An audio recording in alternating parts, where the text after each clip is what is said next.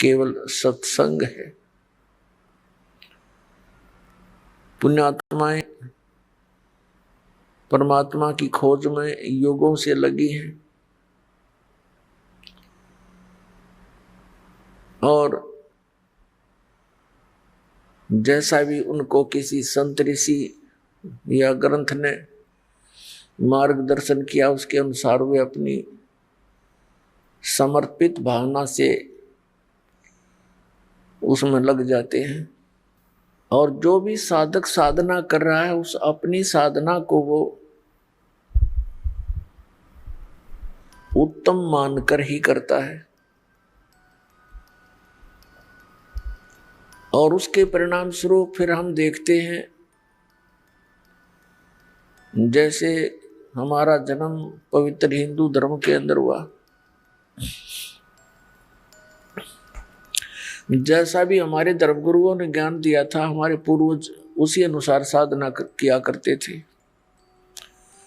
उन्होंने क्या ज्ञान बता रखा था कि बच्चा हो जा होम करा लो, मृत्यु हो जा तो उसका श्राद्ध निकालो, उसकी 13वीं करो। और जैसा भी उन्होंने मार्गदर्शन किया, राम कृष्ण भगवान है, श्री कृष्ण भगवान, विष्णु भगवान, शंकर भगवान,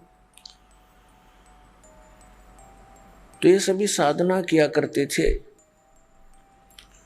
और फिर भूत बन गए क्योंकि श्राद्ध निकाले गए उनके। तो श्राद्ध क्रिया प्रेत योनि प्राप्त प्राणियों का के विषय में ही होती है। तो हम सभी श्राद्ध निकाल रहे थे, इससे सिद्ध हो गया कि हमारे सारे पूर्वज भूत बन गए। तो जिसको हम सत्संग समझते थे, क्योंकि सत्संग का अर्थ है, वैसे यथार्थ उसका भाव तो ये है कि सच्चा ज्ञान और कोई ऋषि महात्मा संत गुरु प्रदान करे वो सत्संग कहलाता है। जिन गुरुओं ने, ऋषियों ने, संतों ने हमें शास्त्र विरुद्ध ज्ञान दे करके ये कहा कि हम आपको सदग्रंथों के विचार सुना रहे हैं, सत्संग सुना रहे हैं, तो वो उनकी झूठ थी, वो झूठे लोग थे। सदग्रंथों के अंदर जो मार्गदर्शन है वो हमारे तक नहीं पहुंचा। तो पुण्यात्माओं परमात्मा स्वयं रजा करते हैं, सतलोक से चलकर आते हैं, अपनी प्यारी आत्माओं को वो गूढ़ ज्ञान बताते हैं और उससे पहले ये सभी काल के दूत परमात्मा के बच्चों को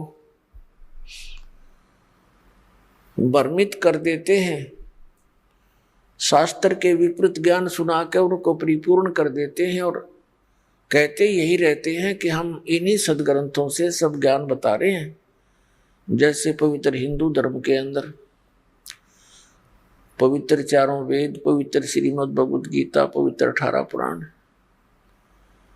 ये मान्य ग्रंथ हैं। यदि इन सदग्रंथों का ज्ञान भी